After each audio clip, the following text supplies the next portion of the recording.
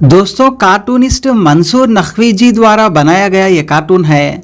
इस कार्टून में left side नीचे कॉर्नर में आप देख सकते हैं महाराष्ट्र जल संकट, यानी जनता, वहाँ की गरीब जनता जल संकट से परेशान है। गरीबों के टैप्स में, नलों में पानी नहीं आ रहा। तो अब यहाँ पर चुनाव करीब आ रहे हैं, नेताजी भाषण देने के लिए, वोट मांगने के लिए आए हुए हैं। तो यहाँ पर देख सकते हैं आप नीचे एक गरीब आदमी इस उम्मीद से एक गिलास लेकर आया है कि शायद नेताजी वोट के बदले में उस गरीब को थोड़ा सा पानी ही दे दें। चलो कम से कम एक गिलास पानी ही दे दें जिससे इसका पेट भर जाए, प्यास बुझ जाए। लेकिन यहाँ पर आप देखिए नेताजी जिस माइक से बोल रहे हैं उसके नल से सिर्फ दावे वादे दावे वादे दावे ही आ रहे हैं। लेकिन उस गरीब आदमी को यहाँ पर पानी नहीं मिल रहा। पानी के अलावा सब कुछ मिल रहा है, सारे वादे दावे, लेकिन जो असल में जनता को चाहिए वो पानी जनता को यहाँ पर नहीं मिल रहा। और अभी भी फ़िलहाल चुनाव आ चुके हैं, अभी भी लगातार नेताओं के वादे दावे जुमले आ रहे हैं, लेकिन जनता को कुछ भी नहीं मिल रहा। सब कुछ चुनावों के बाद में मिलने की बात हो रही है। अब चुनावों के बाद की स्थिति तो आप जानते ही हैं, नेता अपने रास्ते, जनता अपने रास्ते, अपना काम बनता, भाड़ में जाए जनता। तो यहाँ पर ये चीज़ दर्शाने की कोशिश की है मंसूर नकवी जी ने। वैसे अब ग्राउंड लेवल पर भी जनता नेताओं के इन वादों से त्रस्त हो चुकी है। अरे भाई, जो लोग जुमले के नाम पे देश को ठगा, जिन्होंने अच्छे दिन आएंगे का सपना दिखा के लोगों को ठगा, जिन्होंने, तो देश की जनता ने उनको तो कह दिया कि 2024 में आपको आने का जरूरत नहीं है, आप जाइए, आप बैठिए घर में बैठ करके आप जुमलेबाजी कीजिए। अरे क्या किया देश ने? सिर्फ और सिर्फ ठगने के अलावा क्या किया?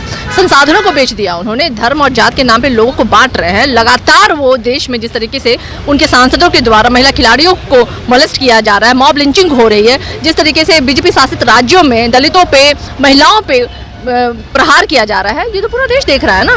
तो 2024 में भाजपा का दाल नहीं गलने वाला है, भाजपा मुक्त भारत होने वाली है, क्योंकि अब इनकी ताना क्या काम, वो काम कह रहे थे आयुष्मान योजना के तहत हमने जो मजदूर लोग हैं उनको इलाज कराने के लिए मुफ्त किया, अनाज हमने लोगों को दिया है, कोरोना में कोविशील्ड दिया, ये कोवैक्सीन दिया, बहुत सारा काम गिना रहे थे वो आज। सुनिए ना, जिस देश में हमारे 80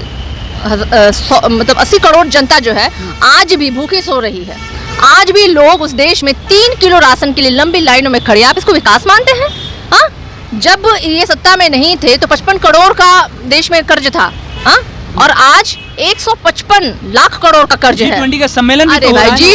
G20 का सम्मेलन में आपको पता है ना कि जो बजट था वो 990 करोड़ का था और 4500 करोड़ जो है ना वो खर्च हुआ है।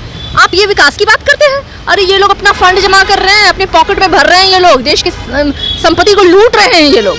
और देश में आप देखिए महंगाई कैसे है, किस चरम सीमा पे है, बेरोजगारी किस चरम सीमा पे है। जो पेट्रोल इन्होंने वादा किया था कि हम 40 रुपए का पेट्रोल भी सस्ता आधे दामों में आपको दिलवाएंगे, जो 400 रुपए में मिलने वाला घर की रसोई गैस थी उसको इन्होंने कहा था आधी कीमतों में उपलब्ध कराएंगे। आज देखिए क्या है भाव, और 200 रुपए कम करके आप बेवकूफ बना रहे हैं जनता को। दर्द को समझ रहे हैं ना, बहनों के दर्द को नहीं समझ रहे, अपना दर्द उनको अब छलक रहा है कि 2024 में अब इनकी झूठ के साथ देश की जनता नहीं खड़ी है। राम मंदिर एक बड़ा मुद्दा लेकर के सबसे अंत में जब उन्होंने कहा कि राम मंदिर के बाद कि 2024 में उद्घाटन होगा तो खूब लोग ताली बजा रहे थे।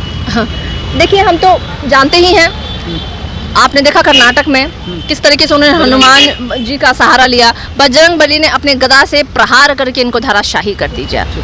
राम जी, मर्यादा पुरुषोत्तम राम, कहते हैं कि प्राण जाए पर वचन ना जाए, ये राम जी के लिए कहा जाता है। और ये लोग झूठ बोल बोल के इन्होंने देश की जनता को लूटा है, बरगलाया है। तो क्या आपको लगता है ऐसे झूठे और मक्कारों के साथ राम जी खड़े हैं?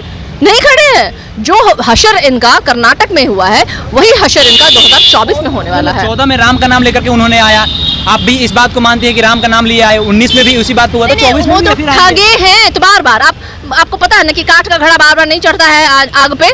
तो अब इनका झूठ दोबारा नहीं, देश की जनता ने इनको इनकार कर दिया, इनकी झूठ के साथ कोई खड़ा नहीं है। लोगों को आज के डेट में नौकरी चाहिए, अच्छी स्वास्थ्य सुविधा चाहिए, महिलाओं को, बेटियों को उनको सुरक्षा चाहिए, उनको एम्पावरमेंट चाहिए, ना कि जिस तरीके से भारतीय जनता पार्टी महिलाओं पे या फिर नौजवानों पे जिस तरीके से धोखा और छल करने का काम किया, ये किसी को स्वीकार नहीं है। तो देशव्यापी इनका विरोध है, ये कोई हम और आपका बात नहीं है, ये देश का मसला है। आपने देखा किस तरीके से अनंतनाग में जहाँ 3 लोग शहीद हुए, जहाँ उनकी विधवाएं रो रही थी, और प्रधानमंत्री जी फूल हाँ, फेंका जा रहा है। फूलों के स्विमिंग पूल में नहा रहे थे, पुष्प वर्षा हो रही थी उन पे, शर्म आनी चाहिए। पुलवामा में जो घटना हुई थी उस समय जब ये देश के चौकीदार से पूछा गया तो इन्होंने कहा मुझे तो जानकारी नहीं तुम मित्रों।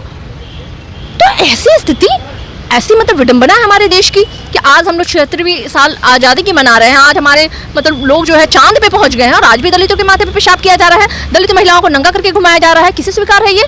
सनातन और हिंदुत्व के नाम पे आप लोगों को ठगने का काम किया। सनातन क्या आपको सिखाता है? धर्म के नाम पे आप भेदभाव कीजिए। प्रकृति ने क्या भेदभाव किया? जब सूरज चांद हवा पानी ने भेद नहीं किया तो आप कौन होते हैं? सनातन ये कतई नहीं सिखाता है हमें कि एक दूसरे से आप नीचे और ऊंचे ओहदे से में बांटिए। गिरिराज सिंह वहीं से आज फिर बोले हैं कि हिंदू लोगों को जगना होगा और हिंदुओं के घर में जा करके बताना होगा, वरना हिंदुओं के घर पे हमला होगा। गिरिराज सिंह को तो कोई नोटिस ही नहीं लेता है, वो तो सटिया गए हैं।